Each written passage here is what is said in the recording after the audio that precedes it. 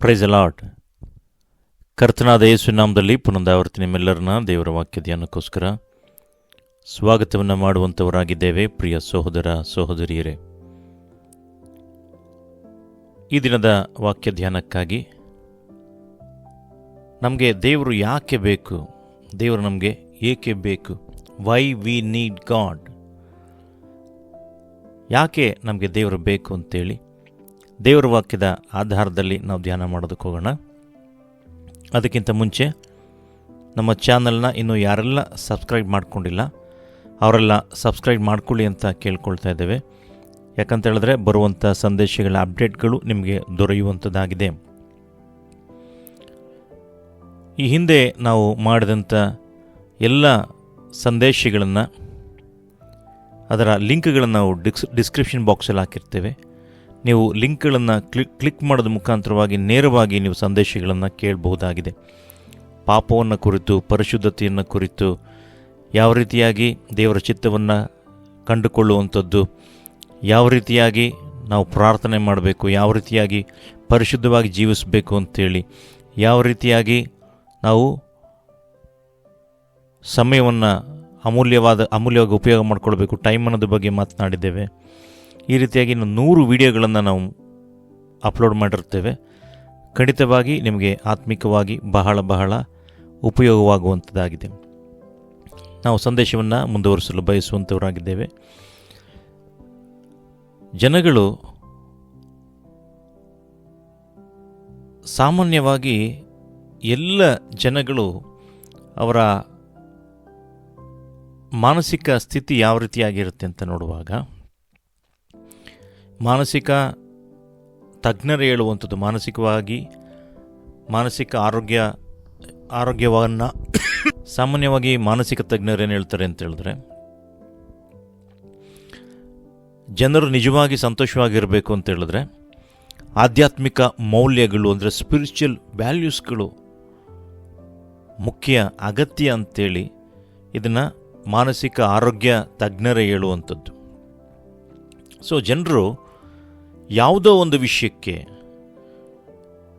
ಅಥವಾ ತಮಗಿಂತ ಶ್ರೇಷ್ಠವಾದದ್ದು ಯಾವುದಿದೆ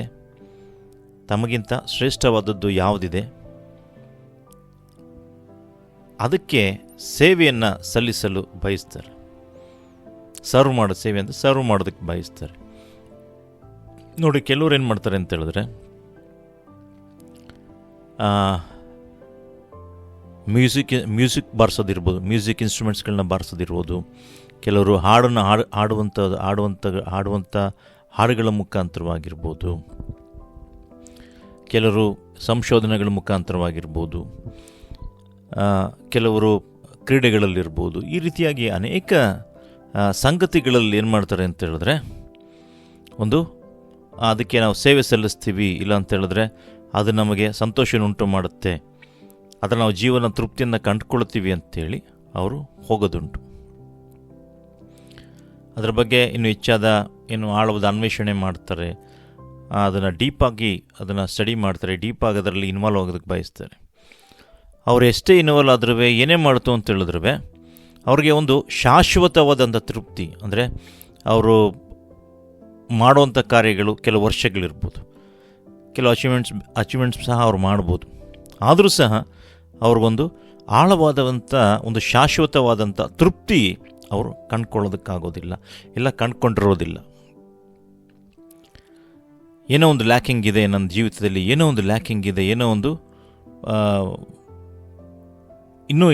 ನನಗೆ ಬೇಕಾಗಿದೆ ಅನ್ನೋದು ಅವನಿಗೆ ಗೊತ್ತಾಗ್ತಾ ಇರುತ್ತೆ. ಆಟೋಮೆಟಿಕ್ಕಾಗಿ ಅವ್ರಿಗೆ ಗೊತ್ತಾಗುವಂಥ ಸಂಗತಿಗಳು. ಸೊ ಇದರ ಬಗ್ಗೆ ದೇವರ ವಾಕ್ಯ ನಾವು ನೋಡಬೇಕಾದ್ರೆ, ಮನುಷ್ಯನಿಗೆ ಅವನು ಏನು ಲ್ಯಾಕ್ ಆಗಿದೆ ಅಂತ ನೋಡಬೇಕಾದ್ರೆ, ಮನುಷ್ಯನಿಗೆ ಸಹಜವಾಗಿ ಏನು ಅಂತ ಹೇಳಿದ್ರೆ ಒಂದು ಆಧ್ಯಾತ್ಮಿಕವಾದಂಥ ಅಂದರೆ ಸ್ಪಿರಿಚುವಲ್ ಡಿಸೈರ್, ಆಧ್ಯಾತ್ಮಿಕ ಹಂಬಲ ಏನಿದೆ ಅದು ಇರುವಂಥದ್ದಾಗಿದೆ. ಡಿಫಾಲ್ಟಾಗಿ ದೇವರನ್ನ ಕುರಿತು ಒಂದು ಹಂಬಲ ಇರುವಂಥದ್ದಾಗಿದೆ. ಯಾಕೆ ಅಂತ ನೋಡಬೇಕಾದ್ರೆ, ಮನುಷ್ಯನು ದೇವರ ಸೃಷ್ಟಿಯಾಗಿದ್ದಾನೆ. ಅಂದರೆ ಮನುಷ್ಯನನ್ನು ಸೃಷ್ಟಿ ಮಾಡಿರೋದು ಯಾರು ಅಂತ ನೋಡಬೇಕಾದ್ರೆ ದೇವರು ಮನುಷ್ಯನನ್ನು ಸೃಷ್ಟಿ ಮಾಡಿದ್ರು ಅಂತೇಳಿ ದೇವರ ವಾಕ್ಯದಲ್ಲಿ ಸ್ಪಷ್ಟವಾಗಿ ಬರೆದಿದೆ. ಸೊ ಹಾಗಾಗಿ ಈ ಮನುಷ್ಯ ದೇವರಿಂದ ಸೃಷ್ಟಿಸಲ್ಪಟ್ಟಿರೋದ್ರಿಂದ ದೇವರ ಕಡೆಗೆ ಆತನ ತುಡಿತ, ಆತನಿಗೆ ದೇವರು ಬೇಕು ಅನ್ನೋದು ಅವನಿಗೆ ಡಿಫಾಲ್ಟಾಗಿರುವಂಥದ್ದಾಗಿದೆ. ಅಂದರೆ ಅವನಿಗೆ ಆಟೋಮೆಟಿಕ್ಕಾಗಿ ಅದರಲ್ಲಿ ಅವನಲ್ಲೇ ಅದು ಇರುವಂಥದ್ದಾಗಿದೆ. ಈಗ ನೋಡ್ರಿ, ಯಾವ ರೀತಿಯಾಗಿ ನೀವೊಂದು ಮೊಬೈಲ್ ಇರ್ಬೋದು, ಲ್ಯಾಪ್ಟಾಪ್ ಇರ್ಬೋದು, ಅದಕ್ಕೇನು ಅಂತ ಹೇಳಿದ್ರೆ ಪ್ರೊಸೆಸರ್ ಅಂತ ಹೇಳ್ತಾರೆ. ಪ್ರೊಸೆಸರ್ ಅಂತ ಹೇಳಿದ್ರೆ ಅದು ಹೃದಯದ ಥರ ಕೆಲಸ ಮಾಡುವಂಥದ್ದು. ಈ ಪ್ರೊಸೆಸರು ಇನ್ಬಿಲ್ಟ್ ಇರುತ್ತೆ. ಆದರೆ ಮೊಬೈಲ್ ನೋಡ್ಬೇಕಾದ್ರೆ ಮೇಲ್ಗಡೆ ಮಾತ್ರ ಏನಾಗುತ್ತೆ, ಸ್ಕ್ರೀನ್ ಮತ್ತು ನಿಮ್ಮ ಪಿಕ್ಚರ್ ಮಾತ್ರ ಕಾಣಿಸಿದ್ರೆ ಒಳಗಡೆ ಏನು ನಡೀತಾ ಇದೆ, ಏನು ಅದರೊಳಗಡೆ ಏನು ಪ್ರೋಸೆಸ್ ಆಗ್ತಾ ಇದೆ, ಯಾವ ರೀತಿಯಾಗಿ ಅದು ಪಿಕ್ಚರ್ಗಳು ಕಾಣಿಸಲ್ಪಡುತ್ತೆ, ಇದ್ಯಾವುದು ನಿಮ್ಗೆ ಗೊತ್ತಾಗಲ್ಲ. ಅದರ ಒಳಗಡೆ ಪ್ರೋಸೆಸ್ ನಡೀತಾ ಇರುತ್ತೆ, ಮೇಲ್ಗಡೆ ನೀವೇನಾಗ್ತೀರಾ, ಅಲ್ಲೇನು ಕಾಣಿಸ್ತದೆ ಅದನ್ನು ಮಾತ್ರ ನೋಡ್ತೀರಾ. ಅದೇ ಪ್ರಕಾರವಾಗಿ ನಮ್ಮ ಪ್ರತಿಯೊಬ್ಬ ಮನುಷ್ಯರ ಜೀವಿತಗಳಲ್ಲಿ ದೇವರನ್ನ ಕುರಿತು ಅವನಿಗೆ ಹಂಬಲ ಇರುತ್ತೆ. ದೇವರೊಂದಿಗೆ ಒಂದು ಆಧ್ಯಾತ್ಮಿಕ ಸಂಬಂಧ ಹೊಂದಬೇಕು ಅಂತೇಳಿ ಎಲ್ಲರಿಗೂ ಸಹ ಸಾಮಾನ್ಯವಾಗಿ ಇರುವಂಥದ್ದಾಗಿದೆ. ಕಾಮನ್ ಥಿಂಗ್, ಯಾರಿಗಾರಾಗಲಿ ದೇವರು ಬೇಕು ಅಂತೇಳಿ ಬಯಸುವಂಥದ್ದು. ಯಾಕೆ ಅಂತ ನೋಡಬೇಕಾದ್ರೆ ಮನುಷ್ಯ ದೇವರ ಸೃಷ್ಟಿಯಾಗಿದ್ದಾನೆ. ಹಾಗಾಗಿ ನೋಡಿ, ದೇವ್ರ ವಾಕ್ಯ ಹೇಳುವಂಥದ್ದಾಗಿದೆ. ಮತ್ತಾಯನ ಬರೆದ ಸುವಾರ್ತೆ 5ನೇ ಅಧ್ಯಾಯ 3ನೇ ವಾಕ್ಯದಲ್ಲಿ ಯೇಸುಸ್ವಾಮಿ ಹೇಳುವಂಥ ಮಾತು. ಮತ್ತಾಯನ ಬರೆದ ಸುವಾರ್ತೆ 5ನೇ ಅಧ್ಯಾಯ 3ನೇ ವಾಕ್ಯದಲ್ಲಿ, ಆತ್ಮದಲ್ಲಿ ಬಡವರಾಗಿರುವ ಧನ್ಯರು, ಪರಲೋಕ ರಾಜ್ಯ ಅವರದು ಅಂತೇಳಿ ಯೇಸುಸ್ವಾಮಿ ಹೇಳೋದನ್ನು ನೋಡ್ತೇವೆ. ಮತ್ತಾಯನ ಬರೆದ ಸುವಾರ್ತೆ 4ನೇ ಅಧ್ಯಾಯ 4ನೇ ವಾಕ್ಯ ನೋಡಬೇಕಾದ್ರೆ, book of Matthew chapter 4 verse 4 ನೋಡಬೇಕಾದ್ರೆ, ಮನುಷ್ಯನು ರೊಟ್ಟಿ ತಿಂದ ಮಾತ್ರದಿಂದ ಬದುಕುವುದಿಲ್ಲ, ದೇವರ ಬಾಯಿಂದ ಹೊರಡುವ ಪ್ರತಿಯೊಂದು ಮಾತಿನಿಂದಲೂ ಬದುಕುವನು ಎಂದು ಬರೆದಿದೆ ಅಂತೇಳಿ ಯೇಸುಸ್ವಾಮಿ ಹೇಳೋದನ್ನು ನೋಡ್ತೇವೆ. ಅಂದರೆ ಮನುಷ್ಯ ರೊಟ್ಟಿ ತಿಂದ ಮಾತ್ರದಿಂದ ಬದುಕೋದಿಲ್ಲ ಅಂತೇಳಿದ್ರೆ, ರೊಟ್ಟಿ ತಿಂದರೆ ಬದುಕಲ್ಲ ಅಂತೇಳಿದ್ರೆ ಅರ್ಥ ಅಲ್ಲ. ಆತ್ಮಿಕ ಅರ್ಥಗಳು ಬೇರೆ, ನಿಮಗೆ ಕಣ್ಣಿಗೆ ಗೋಚರವಾಗುವಂಥ ಮಾನಸಿಕ ಅರ್ಥಗಳು ಬೇರೆ, ಆದರೆ ಆಧ್ಯಾತ್ಮಿಕ ಅರ್ಥಗಳೇ ಬೇರೆ. ಮನುಷ್ಯ ರೊಟ್ಟಿ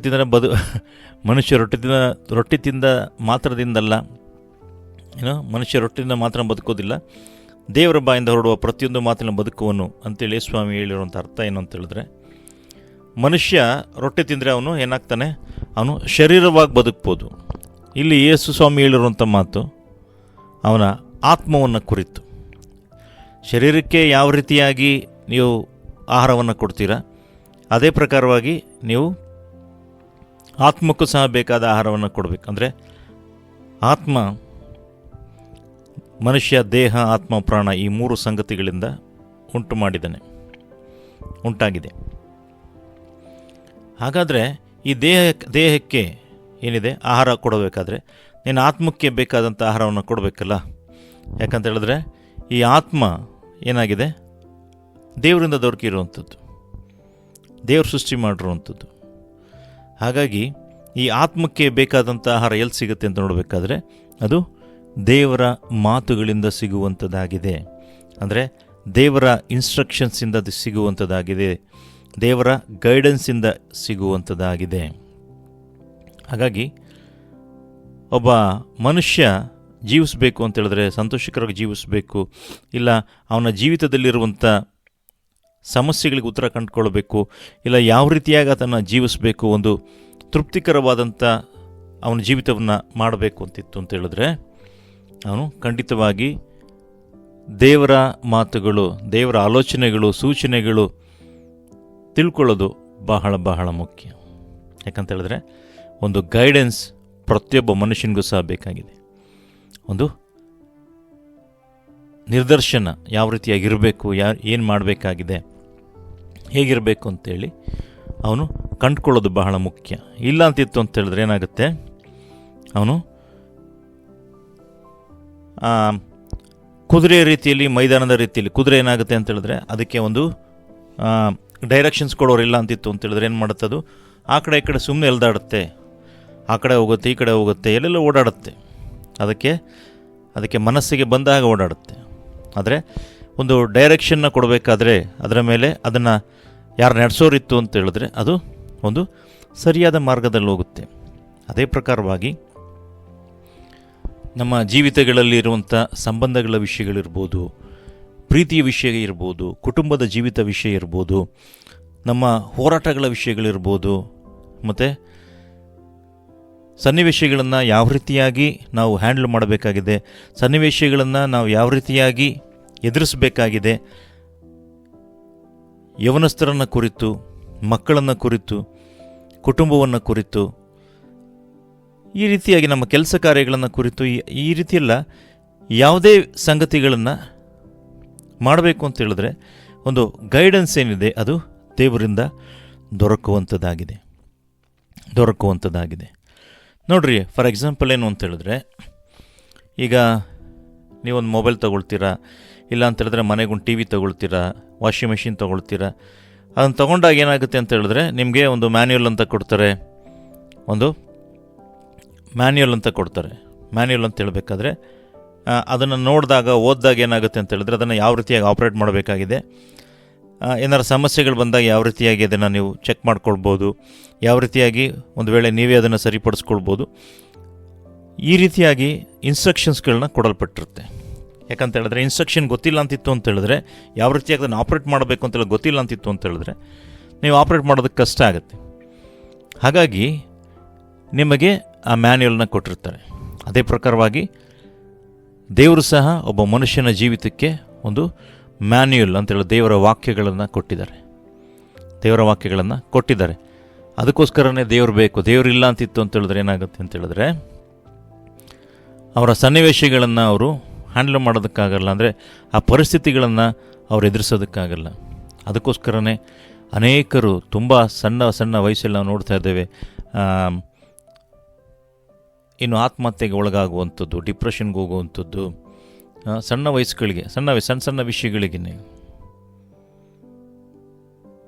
ತುಂಬ ಅನಾಹುತಕರವಾದಂಥ ನಿರ್ಧಾರಗಳನ್ನು ತೆಗೆದುಕೊಳ್ಳುವಂಥದ್ದು. ಇದೆಲ್ಲ ಯಾಕೆ ಅಂತ ನೋಡಬೇಕಾದ್ರೆ ಅವ್ರಿಗೆ ಉತ್ತರ ಸಿಗ್ತಿಲ್ಲ. ಅಂದರೆ ಏನು ಮಾಡಬೇಕು, ಅವ್ರಿಗೆ ಆ ಸನ್ನಿವೇಶಗಳನ್ನ ಎದುರಿಸೋದಕ್ಕಿಲ್ಲ, ಅಂದರೆ ಆ ಸನ್ನಿವೇಶಗಳಲ್ಲಿ ನಾವು ಏನು ರಿಯಾಕ್ಟ್ ಆಗಬೇಕು, ಏನು ಮಾಡಬೇಕಾಗಿದೆ ಅಂತೇಳಿ ಅವ್ರಿಗೆ ಗೊತ್ತಿಲ್ಲ, ಗೈಡೆನ್ಸ್ ಸಿಗ್ತಿಲ್ಲ. ಅದಕ್ಕೋಸ್ಕರನೇ ದೇವರ ವಾಕ್ಯಗಳು ಬೇಕು. ದೇವರು ಬೇಕು. ಅದಕ್ಕೋಸ್ಕರನೇ ದೇವರು ಗೈಡೆನ್ಸ್ ಕೊಡ್ತಾರೆ. ದೇವ್ರು ಯಾಕೆ ಬೇಕು ಅಂತ ಹೇಳಿದ್ರೆ ನಮ್ಮ ಜೀವಿತದ ಪ್ರತಿಯೊಂದು ಕ್ಷಣದಲ್ಲೂ, ಪ್ರತಿಯೊಂದು ವಿಷಯಗಳಲ್ಲೂ, ನಾವು ನಿಮ್ಗೆ ಹೇಳಿದ್ವಲ್ಲ, ನಮ್ಮ ಕೆಲಸ ಕಾರ್ಯಗಳ ವಿಷಯಗಳಿರ್ಬೋದು, ಕುಟುಂಬದ ವಿಷಯ ಇರ್ಬೋದು, ಮಕ್ಕಳ ವಿಷಯ ಇರ್ಬೋದು, ಯವನಸ್ಥರನ್ನು ಕುರಿತು ಇರ್ಬೋದು, ಭವಿಷ್ಯವನ್ನು ಕುರಿತು ಇರ್ಬೋದು, ನಾವು ಮುಂದೆ ಹೋಗುವಂಥ ಮಾರ್ಗಗಳ ವಿಷಯಗಳಿರ್ಬೋದು, ಈ ರೀತಿಯಾಗಿ ಅನೇಕ ಸಂಗತಿಗಳು ನಿಮಗೆ ನಿದರ್ಶನ ಬೇಕು, ಗೈಡೆನ್ಸ್ ಬೇಕು, ಡೈರೆಕ್ಷನ್ಸ್ ಬೇಕು. ಎಲ್ಲಿ ಸಿಗುತ್ತೆ ಅಂತ ನೋಡಬೇಕಾದ್ರೆ ಇದು ದೇವರಿಂದ ಸಿಗುತ್ತೆ. ಹಾಗಾಗಿ ದೇವರು ಎಲ್ಲರಿಗೂ ಸಹ ಬೇಕೇ ಬೇಕು.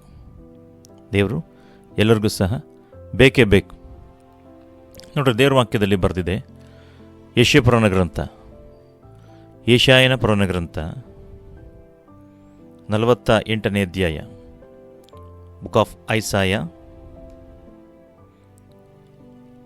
ಚಾಪ್ಟರ್ 48, 17 ಮತ್ತು 18ನೇ ವಾಕ್ಯ.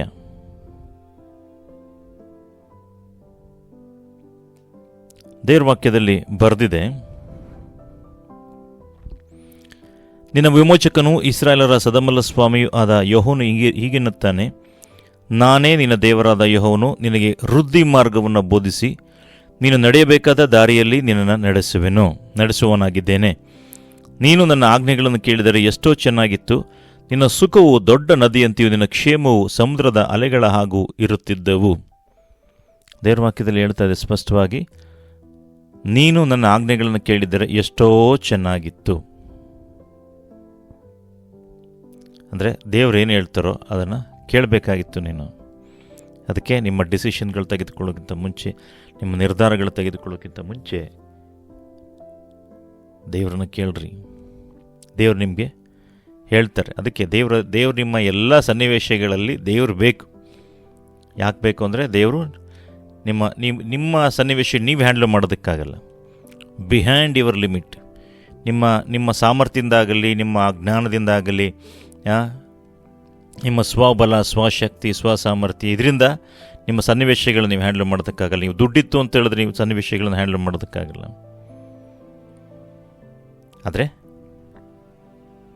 ನೀವು ದೇವ್ರನ್ನ ಆತ್ಕೊಳ್ಳೋದಾದರೆ, ದೇವರ ಗೈಡೆನ್ಸ್ನ, ದೇವ್ರು ಏನು ಹೇಳ್ತಾರೆ ಅನ್ನೋದು ತಿಳ್ಕೊಳ್ಳೋದಾದರೆ, ನೀವು ಖಂಡಿತವಾಗಿ ನಿಮ್ಮ ಜೀವಿತಗಳ ಸಮಸ್ಯೆಗಳಿಗೆ ಉತ್ತರಗಳು ಸಿಗುವಂಥದ್ದಾಗಿದೆ. ಮತ್ತು ಬದುಕೋದಕ್ಕೆ ಕಲಿತೀರ. ಅಂದರೆ ಯಾವ ರೀತಿ ಬದುಕಬೇಕು, ಯಾವ ರೀತಿ ಬದುಕಬಾರ್ದು, ಯಾವ ರೀತಿ ಇದ್ದರೆ ಒಳ್ಳೆಯದು, ಯಾವ ರೀತಿ ಇದ್ದರೆ ಒಳ್ಳೆಯದಲ್ಲ, ಯಾವ ರೀತಿ ಇರಬೇಕು ಅಂತೇಳಿ ನಿಮಗೆ ತಿಳಿಯುವಂಥದ್ದಾಗಿದೆ. ನಿಮ್ಮ ಜೀವಿತಗಳಿಗಿರುವಂಥ ಸಮಸ್ಯೆಗಳಿಗೆ ಬೇಕಾದಂಥ ಉತ್ತರವನ್ನು ದೇವರಿಂದ ನೀವು ಪಡ್ಕೊಳ್ಬೋದು. ದೇವ್ರು ಕೊಡ್ತಾರೆ. ಅನೇಕರು ಪಾಪ ಏನು ಮಾಡ್ತಾರೆ ಅಂತ ಹೇಳಿದ್ರೆ, ಕೆಲವು ಕ್ವಶನ್ಗಳನ್ನ ಕೇಳೋದು ನೋಡ್ತೀವಿ. ಯಾಕೆ ಒಳ್ಳೆ ಜನರಿಗೆ ಕಷ್ಟ ಬರುತ್ತೆ, ಯಾಕೆ ಒಳ್ಳೆ ಜನರಿಗೆ ಕಷ್ಟ ಬರುತ್ತೆ, ಒಳ್ಳೆಯವ್ರಿಗೆ ಕಷ್ಟ ಬರಬಾರ್ದಲ್ಲ ಅಂತೇಳಿ ಪ್ರಶ್ನೆ ಕೇಳ್ತಾರೆ. ಇನ್ನೊಬ್ಬ ವ್ಯಕ್ತಿ ನನ್ನ ಹತ್ರ ಮಾತಾಡಿದ್ದ ಒಂದು ಸರಿ, ದೇವ್ರು ಸರಿಗಿಲ್ಲ ಬ್ರದರ್. ನಾನು ಕೇಳಿದೆ ಯಾಕೆ ಅಂತ ಕೇಳಿದೆ. ದೇವ್ರು ಸರಿಗಿಲ್ಲ ಯಾಕೆ ಅಂತ ಕೇಳಿದೆ. ಯಾಕೆ ಹಿಂಗೆ ಹೇಳ್ತಿದ್ದೀರಾ? ನೋಡ್ರಿ, ಕೆಟ್ಟವರೆಲ್ಲ ಹೆಂಗೆ ಚೆನ್ನಾಗವ್ರೆ, ಆರಾಮಾಗಿದ್ದಾರೆ. ಆದರೆ ಒಳ್ಳೆಯವ್ರು ನೋಡಿ ಪಾಪ ಹೆಂಗೆ ಕಷ್ಟಪಡ್ತಾ ಇದ್ದಾರೆ, ಹೆಂಗಿದ್ದಾರೆ. ಕೆಟ್ಟವ್ರನ್ನೆಲ್ಲ ದೇವ್ರು ಸಾಯಿಸ್ಬೇಕಾಗಿತ್ತು, ಒಳ್ಳೆಯವ್ರನ್ನೆಲ್ಲ ದೇವ್ರು ಇಡಬೇಕಾಗಿತ್ತು. ಹಂಗಾಗಿ ಅಂತ ಹೇಳ್ದೆ. ಅದಕ್ಕೆ ನಾನು ಹೇಳಿದೆ, ಹಂಗಿತ್ತು ಅಂತ ಹೇಳಿದ್ರೆ ಭೂಮಿ ಮೇಲೆ ಯಾವ ಮನುಷ್ಯನೂ ಸಹ ಬದುಕ್ತಿತ್ತಿಲ್ವಲ್ಲ ಅಂತ ಹೇಳಿದೆ. ಅದಕ್ಕೆ ಯಾಕೆ ಹಂಗೆ ಹೇಳ್ತೀರಾ? ಅದಕ್ಕೆ ನಾನು ಹೇಳಿದೆ, ದೇವ್ರ ದೃಷ್ಟಿನಲ್ಲಿ ಯಾವ ಮನುಷ್ಯನೂ ಸಹ ಸರಿಯಾಗಿರೋದು, ಪರ್ಫೆಕ್ಟಾಗಿ ಇದ್ದೀನಿ ಅಂತ ಹೇಳೋಕ್ಕೆ ಸಾಧ್ಯನೇ ಇಲ್ಲ. ಪರ್ಫೆಕ್ಟಾಗಿ ನಾನು ಇದ್ದೀನಿ, 100% ಸರಿಗಿದ್ದೀನಿ, ಏನೂ ತಪ್ಪು ಮಾಡ್ದಲೇ ಇದ್ದೀನಿ ಅಂತ ಹೇಳೋಕ್ಕೆ ಸಾಧ್ಯನೇ ಇಲ್ಲ. ದೇವ್ರ ಮಾತು ಕೇಳ್ತೆ, ಎಲ್ಲರೂ ಪಾಪ ಮಾಡಿ ದೇವರ ಮಹಿಮೆಯನ್ನು ಕಾಣದೆ ಹೋಗಿದ್ದಾರೆ ಅಂತೇಳಿ. ಅಂದರೆ ಎಲ್ಲರೂ ಒಂದಲ್ಲ ಒಂದು ಮಿಸ್ಟೇಕ್ಸ್ ಮಾಡಿರ್ತಾರೆ. ಆದರೆ ಆ ಮಿಸ್ಟೇಕ್ಸ್ ಮಾಡ್ಕೊಂಡೇ ಜೀವನ ಮಾಡಬೇಕು ಅಂತಲ್ಲ, ಆ ಮಿಸ್ಟೇಕ್ಸಲ್ಲಿ ಇರಬೇಕು ಅಂತೇಳ್ಬಿಟ್ಟು ಅಲ್ಲ ಅದರ ಅರ್ಥ. ದೇವ್ರೇನು ಮಾಡ್ತಾರೆ ಅಂತ ಹೇಳಿದ್ರೆ, ತಪ್ಪುಗಳನ್ನು ಒಪ್ಪಿಕೊಂಡು ಸರಿ ದಾರಿಯಲ್ಲಿ ನಡಿ ಅಂತ ಹೇಳ್ತಾರೆ. ತಪ್ಪುಗಳನ್ನು ನೀವು ಒಪ್ಕೋ, ನಾನು ಕ್ಷಮಿಸ್ತೀನಿ, ಆ ತಪ್ಪುಗಳನ್ನ ಮತ್ತೆ ಮಿಸ್ಟೇಕ್ಸ್ಗಳನ್ನ ರಿಪೀಟ್ ಮಾಡಬೇಡ, ಸರಿಯಾಗಿ ನಡಿ ಅಂತೇಳಿ ದೇವ್ರು ಹೇಳುವಂಥದ್ದು. ಸೊ ಅದಕ್ಕೋಸ್ಕರನೇ ಅವ್ರಿಗೆ ಗೊತ್ತಿಲ್ಲ, ದೇವ್ರ ಬಗ್ಗೆ ಗೊತ್ತಿಲ್ಲ. ಅದಕ್ಕೆ ಹೇಳೋದು, ಪ್ರತಿಯೊಬ್ಬ ಮನುಷ್ಯನಿಗೂ ಸಹ ದೇವರು ಬಹಳ ಮುಖ್ಯ. ದೇವರನ್ನು ಅರಿತು ಅಂತ ಹೇಳಿದ್ರೆ ನಿಮಗೆ ಖಂಡಿತವಾಗಿ ನಿಮ್ಮ ಸಮಸ್ಯೆಗಳಿಗೆ ಉತ್ತರ ಸಿಗುವಂಥದ್ದಾಗಿದೆ. ನೀವು ಯಾವ ರೀತಿ ಜೀವಿಸಬೇಕು ಅದು ನಿಮಗೆ ಗೊತ್ತಾಗುವಂಥದ್ದಾಗಿದೆ. ನೋಡ್ರಿ, ಆದಿಕಾಂಡ 3ನೇ ಅಧ್ಯಾಯದಲ್ಲಿ ಸೈತಾನ ಏನು ಮಾಡ್ತಾನೆ ಅಂತ ಹೇಳಿದ್ರೆ, ಯಾವ ರೀತಿಯಾಗಿ ದೇವರ ಆಜ್ಞೆಗಳನ್ನು ಆದಾಮ ಹವ್ವಳು ಉಲ್ಲಂಘಿಸೋ ಹಾಗೆ ಅವನು ಮಾಡ್ತಾನೆ ಅಂತ ನೋಡ್ತೇವೆ. ಯಾವ ರೀತಿಯಾಗಿ ಅವ್ರನ್ನ ದೇವರಿಗೆ ವಿರುದ್ಧವಾಗಿ ಹೋಗೋ ಹಾಗೆ, ದೇವರನ್ನ ಪ್ರಶ್ನೆ ಮಾಡೋ ಹಾಗೆ, ದೇವರ ಅಧಿಕಾರಕ್ಕೆ ವಿರುದ್ಧವಾಗಿ ಅವ್ರು ಹೋಗೋ ಹಾಗೆ ಮಾಡ್ತಾನೆ ಅಂತೇಳಿ ನಾವು ನೋಡ್ತೇವೆ. ನೋಡ್ರಿ, ಆದಿಕಾಂಡ 2ನೇ ಅಧ್ಯಾಯ 16ನೇ ವಾಕ್ಯದಲ್ಲಿ ದೇವರು ಹೇಳಿದರು. ಆದಿಕಾಂಡ 2ನೇ ಅಧ್ಯಾಯ 16ನೇ ವಾಕ್ಯದಲ್ಲಿ ದೇವರು ಹೇಳಿದರು. ಏನಂತ ಹೇಳಿದರು? ಇದಲ್ಲದೆ ಯೆಹೋವ ದೇವರು ಆ ಮನುಷ್ಯನಿಗೆ, ನಿನ್ನ ತೋಟದಲ್ಲಿರುವ ಎಲ್ಲ ಮರಗಳ ಹಣ್ಣುಗಳನ್ನು ಯಥೇಚ್ಛವಾಗಿ ತಿನ್ನಬಹುದು, ಒಳ್ಳೆದರ ಕೆಟ್ಟದರ ಹರುವನ್ನು ಹುಟ್ಟಿಸುವ ಮರಣದ ಹಣ್ಣನ್ನು ಮಾತ್ರ ತಿನ್ನಬಾರದು, ತಿಂದ ದಿನ ಸತ್ತೇ ಹೋಗುವಿ ಎಂದು ಹೇಳಿದನು. ಆಮೇಲೆ ದೇವ್ರ ವಾಕ್ಯದಲ್ಲಿ ಬರೆದಿದೆ, 3ನೇ ಅಧ್ಯಾಯ 4 ಮತ್ತು 5ನೇ ವಾಕ್ಯವನ್ನು ನೋಡುವಾಗ, ಆಗ ಸರ್ಪವು ಸ್ತ್ರೀಗೆ, ನೀವು ಹೇಗೂ ಸಾಯುವುದಿಲ್ಲ, ನೀವು ಇದರ ಹಣ್ಣುಗಳನ್ನು ತಿಂದಾಗಲೇ ನಿಮ್ಮ ಕಣ್ಣುಗಳು ತೆರೆಯುವವು, ನೀವು ದೇವರಂತೆ ಆಗಿ ಒಳ್ಳೆದರ ಕೆಟ್ಟದರ ಭೇದವನ್ನು ಅರಿತವರಾಗುವಿರಿ, ಇದು ದೇವರಿಗೆ ಚೆನ್ನಾಗಿ ಗೊತ್ತುಂಟು ಅಂದಿತು. ಸೊ ಈ ಮಾತುಗಳ ಮೂಲಕ ಸೈತಾನ ಏನು ಮಾಡ್ತಾನೆ ಅಂತ ಹೇಳಿದ್ರೆ, ದೇವರು ಸುಳ್ಳುಗಾರ ಅಂಥೇಳಿ ಹೇಳೋದನ್ನು ನೋಡ್ತೇವೆ. ಮತ್ತು ಆತನ ಆಡಳಿತ ಸರಿಗಿಲ್ಲ, ಆತನ ಹೇಳೋದು ಸರಿಗಿಲ್ಲ, ದೇವರು ಹೇಳೋದು ಸರಿಗಿಲ್ಲ ಅಂತ ಹೇಳೋದನ್ನು ಆದಾಮ ಹವಳಿಗೆ ಯಾವ ರೀತಿಯಾಗಿ ಅವನು ಇಂಡೈರೆಕ್ಟಾಗಿ ಸೂಚಿಸೋದನ್ನು ನಾವು ನೋಡ್ತಾ ಇದ್ದೇವೆ. ಸೊ ನಾವು ನೋಡ್ತೇವೆ, ಮಾನವ ಕುಲ ಮಾನವ ಕುಲ ಸೈತಾನನ ಮಾತುಗಳನ್ನು ಕೇಳಿದರೆ ಯಾವ ರೀತಿಯಾಗಿ ಅವ್ರಿಗೆ ಒಳ್ಳೆಯದಾಗ್ಬೋದು ಅಂಥೇಳಿ ಅವನು ಡಿವಿಯೇಷನ್ ಮಾಡೋದನ್ನು, ತಿರುಗಿಸೋದನ್ನು ನಾವು ನೋಡ್ತೇವೆ. ಹಾಗಾಗಿ ನಾವು ಯಾವಾಗಲೂ ಏನು ಅಂತ ಹೇಳಿದ್ರೆ ದೇವರ ಪಕ್ಷದಲ್ಲಿರಬೇಕು. ದೇವರ ಪಕ್ಷದಲ್ಲಿರಬೇಕು ಅಂದರೆ ದೇವರು ಏನು ಹೇಳ್ತಾರೋ ದೇವರನ್ನ ಮಾರ್ಗಗಳನ್ನು ಅರಿತವರಾಗಿರಬೇಕು. ದೇವರ ಮಾರ್ಗಗಳನ್ನು ಅರಿತವರಾಗಿರಬೇಕು. ನೋಡಿ, ದೇವರ ವಾಕ್ಯ ಏನು ಹೇಳುತ್ತೆ ಅಂತ ಹೇಳಿದ್ರೆ, ನೋಡ್ರಿ, ಅನೇಕರು ಏನು ಮಾಡ್ತಾರೆ ಅಂತ ಹೇಳಿದ್ರೆ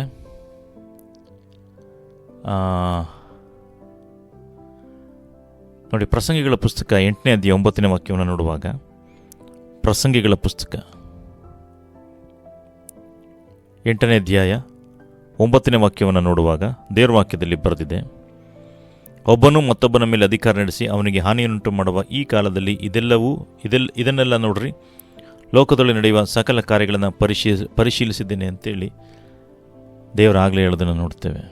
ಅಂದರೆ ಯಾವ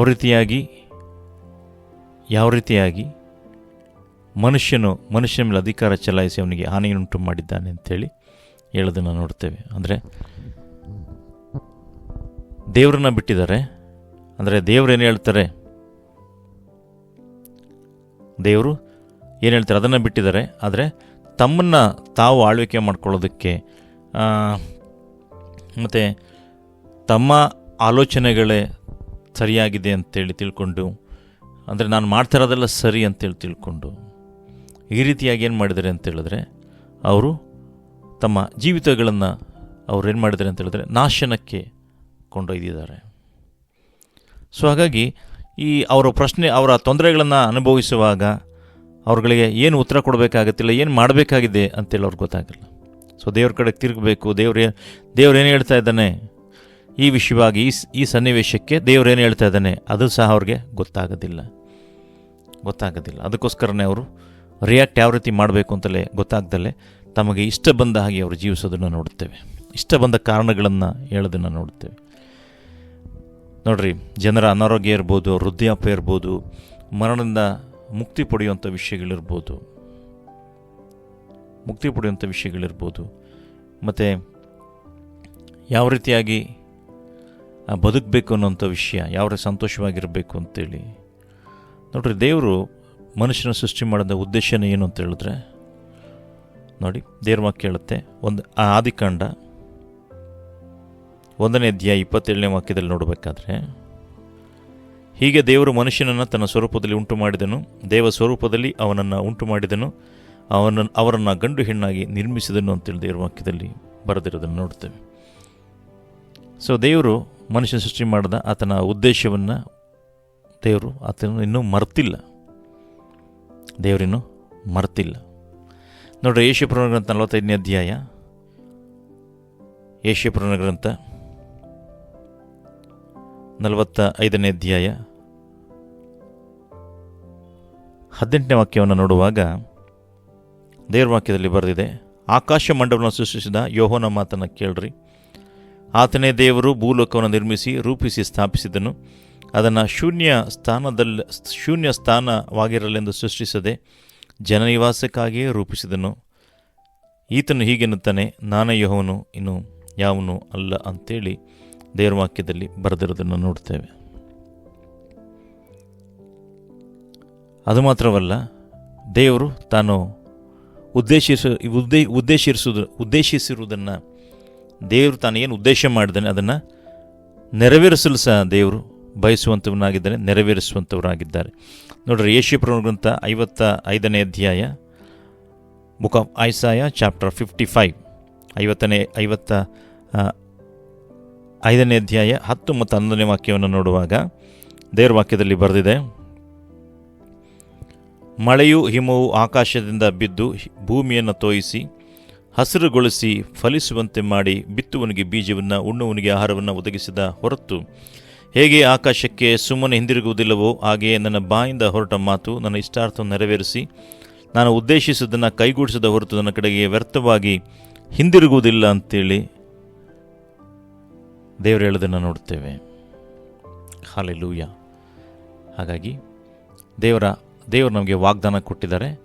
ಏನು ಮಾಡ್ತೀನಿ, ಯಾವ ರೀತಿಯಾಗಿ ನಾನು ನಿಮ್ಮನ್ನು ನಡೆಸ್ತೀನಿ, ಯಾವ ರೀತಿಯಾಗಿ ನಾನು ನಿಮ್ಮನ್ನು ಸ್ಥಾಪಿಸ್ತೀನಿ, ಯಾವ ರೀತಿಯಾಗಿ ನನ್ನ ಉದ್ದೇಶಗಳನ್ನ ನೆರವೇರಿಸ್ತೀನಿ ಅನ್ನೋದೆಲ್ಲ ದೇವರು ನಮಗೆ ತಿಳಿಸಿದ್ದಾರೆ. ನಾವು ಅದನ್ನು ಅರ್ಥ ಮಾಡ್ಕೊಳ್ಬೇಕಾಗಿದೆ. ಅದಕ್ಕೆ ಯೇಸು ಸ್ವಾಮಿ ಸಹ ದೇವ್ರ ಚಿತ್ತ ನೆರವೇರಲಿ ಅಂತೇಳಿ ನಮಗೆ ಪ್ರಾರ್ಥನೆ ಮಾಡೋದನ್ನು ನಾವು ನೋಡ್ತೇವೆ. ಯೇಸು ಸ್ವಾಮಿ ಹೇಳುವಂಥ ಮಾತು, ಪರಲೋಕ ನಮ್ಮ ತಂದೆಯೇ, ನಿನ್ನ ನಾವು ಪರಿಶುದ್ಧವೆಂದು ಎಣಿಸಲ್ಪಡಲಿ, ನಿನ್ನ ರಾಜ್ಯವು ಬರಲಿ, ಪರಲೋಕ ನಿಶ್ಚಿತ ಪ್ರಕಾರ ಭೂಲೋಕದಲ್ಲಿಯೂ ನೆರವೇರಲಿ ಅಂತೇಳಿ ಹೇಳೋದನ್ನು ನೋಡ್ತೇವೆ. ನೋಡ್ರಿ, ದೇವ್ರ ವಾಕ್ಯದಲ್ಲಿ ಬರೆದಿದೆ, 2 ಪೇತ್ರ 3ನೇ ಅಧ್ಯಾಯ 13ನೇ ವಾಕ್ಯದಲ್ಲಿ ಬರೆದಿದೆ. 2 ಪೇತ್ರ 3ನೇ ಅಧ್ಯಾಯ 13ನೇ ವಾಕ್ಯದಲ್ಲಿ ಬರೆದಿದೆ, ಆದರೆ ನಾವು ದೇವರ ವಾಗ್ದಾನ ನಂಬಿ ನೂತನ ಆಕಾಶಮಂಡಲವನ್ನು, ನೂತನ ಭೂಮಂಡಲವನ್ನು ಎದುರು ನೋಡುತ್ತಾ ಇದ್ದೇವೆ. ಇವುಗಳಲ್ಲಿ ನೀತಿಯು ವಾಸವಾಗಿರುವುದು. ಹಲ್ಲೆಲೂಯಾ. ಅದು ಮಾತ್ರವಲ್ಲ, ದೇವರ ವಾಕ್ಯ ಹೇಳುತ್ತೆ, ಯೋಹಾನನು ಬರೆದ ಸುವಾರ್ತೆ 17ನೇ ಅಧ್ಯಾಯ 3ನೇ ವಾಕ್ಯದಲ್ಲಿ ನೋಡಬೇಕಾದ್ರೆ, ಯೋಹಾನನು ಬರೆದ ಸುವಾರ್ತೆ 17ನೇ ಅಧ್ಯಾಯ 3ನೇ ವಾಕ್ಯವನ್ನು ನೋಡುವಾಗ ದೇವರ ವಾಕ್ಯದಲ್ಲಿ ಬರೆದಿದೆ, ಒಬ್ಬನೇ ಸತ್ಯದೇವರಾಗಿರುವ ನಿನ್ನನ್ನು ನೀನು ಕಳುಹಿಸಿಕೊಟ್ಟ ಯೇಸು ಕ್ರಿಸ್ತನನ್ನು ತಿಳಿಯುವುದೇ ನಿತ್ಯ ಜೀವವು ಅಂತೇಳಿ ದೇವರ ವಾಕ್ಯದಲ್ಲಿ ಬರೆದಿದೆ. ಹೌದು,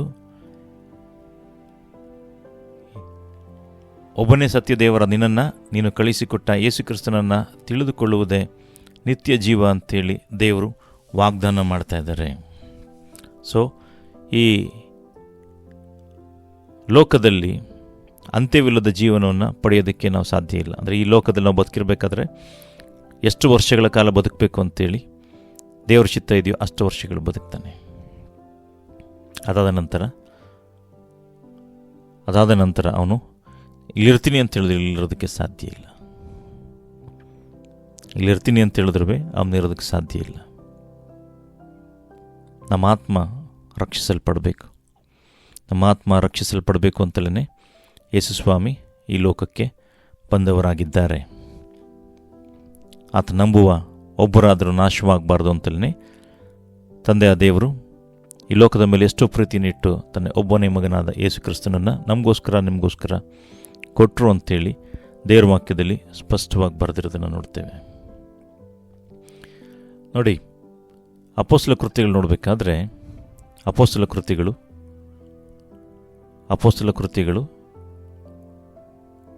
17ನೇ ಅಧ್ಯಾಯ, ಬುಕ್ ಆಫ್ ಆಕ್ಟ್ಸ್ 17ನೇ ಅಧ್ಯಾಯ 27ನೇ ವಾಕ್ಯವನ್ನು ನೋಡುವಾಗ ದೇವರ ವಾಕ್ಯದಲ್ಲಿ ಬರೆದಿದೆ, ಒಂದು ವೇಳೆ ಅವರು ತಡಕಾಡಿ ಕಂಡುಕೊಂಡಾರನೆಂದು ತನ್ನನ್ನು ಹುಡುಕುವವರನ್ನಾಗಿ ಮಾಡಿದನು. ಆತನು ನಮ್ಮಲ್ಲಿ ಒಬ್ಬನಿಗೂ ದೂರವಾದವನಲ್ಲ. ನೋಡ್ರಿ, ಒಂದು ವೇಳೆ ಅವರು ತಡಕಾಡಿ ಕಂಡುಕೊಂಡಾರೇನೋ ಎಂದು ತನ್ನನ್ನು ಹುಡುಕುವವರನ್ನಾಗಿ ಮಾಡಿದನು. ಆತನು ನಮ್ಮಲ್ಲಿ ಒಬ್ಬನಿಗೂ ದೂರವಾದವನಲ್ಲ. ಆತನಲ್ಲಿಯೇ ನಾವು ಜೀವಿಸ್ತೇವೆ, ಚಲಿಸುತ್ತೇವೆ, ಇರುತ್ತೇವೆ. ನಿಮ್ಮ ಕವಿಗಳಲ್ಲಿಯೂ ಕೆಲವರು ನಾವು ಆತನ ಸಂತಾನದವರು ಎಂಬುದಾಗಿ ಹೇಳಿದ್ದಾರೆ ಅಂತೇಳಿ ದೇವರ ವಾಕ್ಯದಲ್ಲಿ ಹೇಳೋದನ್ನು ನೋಡ್ತೇವೆ. ಹಲ್ಲೆಲೂಯಾ. ದೇವರನ್ನ ಚೆನ್ನಾಗಿ ತಿಳ್ಕೊಳ್ಬೇಕು, ಆತನ ಉದ್ದೇಶಗಳನ್ನು ತಿಳ್ಕೊಳ್ಬೇಕು ಅಂತೇಳಿದ್ರೆ ಖಂಡಿತವಾಗಿ ದೇವರು ತಿಳಿಸ್ಕೊಡ್ತಾರೆ. ನೀವು ದೇವರನ್ನು ಅರಿತವರಾಗಿದ್ದೀರಾ, ದೇವರನ್ನು ತಿಳಿದವರಾಗಿದ್ದೀರಾ ಅಂತೇಳಿ ನಿಮ್ಮನ್ನು ನೀವು ಆಲೋಚನೆ ಮಾಡಿ ನೋಡ್ರಿ. ದೇವ್ರು ಯಾಕೆ ಬೇಕು ಅಂತ ಹೇಳಿದ್ರೆ, ನಿಮ್ಮ ಎಲ್ಲ ಸಂಗತಿಗಳಲ್ಲಿ, ನಿಮ್ಮ ಎಲ್ಲ ಸನ್ನಿವೇಶಗಳಲ್ಲಿ ಯಾವ ರೀತಿ ಬದುಕಬೇಕು, ಯಾವ ರೀತಿ ಬದುಕಬಾರ್ದು, ಯಾವ ರೀತಿ ಇರಬೇಕು, ಯಾವ ರೀತಿ ಇರಬಾರ್ದು, ಏನು ಮಾಡಬೇಕು, ಏನು ಮಾಡಬಾರ್ದು, ನಿಮ್ಮ ಸನ್ನಿವೇಶಗಳನ್ನ ಎದುರಿಸಲೇಬೇಕಾದಂಥ ಬಲಕ್ಕೋಸ್ಕರ, ಗೈಡೆನ್ಸ್ಗೋಸ್ಕರ, ಡೈರೆಕ್ಷನ್ಗೋಸ್ಕರ ನಿಮ್ಮ ಪ್ರತಿಯೊಂದು ಕ್ಷಣದಲ್ಲೂ ಸಹ ದೇವರು ನಿಮಗೆ ಬೇಕು. ಎಲ್ಲರಿಗೂ ಸಹ ದೇವರು ಬೇಕೇ ಬೇಕು. ದೇವ್ರು ಯಾಕೆ ಬೇಕು ಅಂತೇಳಿ ಇದುವರೆಗೂ ದೇವರ ವಾಕ್ಯದ ಆಧಾರದಲ್ಲಿ ನಾವು ನಿಮ್ಮೊಂದಿಗೆ ದೇವರ ವಾಕ್ಯನ ಹಂಚಿಕೊಂಡವರಾಗಿದ್ದೇವೆ. ದೇವರು ಈ ವಾಕ್ಯಗಳ ಮುಖಾಂತರವಾಗಿ ನಿಮ್ಮನ್ನು ಆಶೀರ್ವಾದ ಮಾಡಲಿ. God bless you.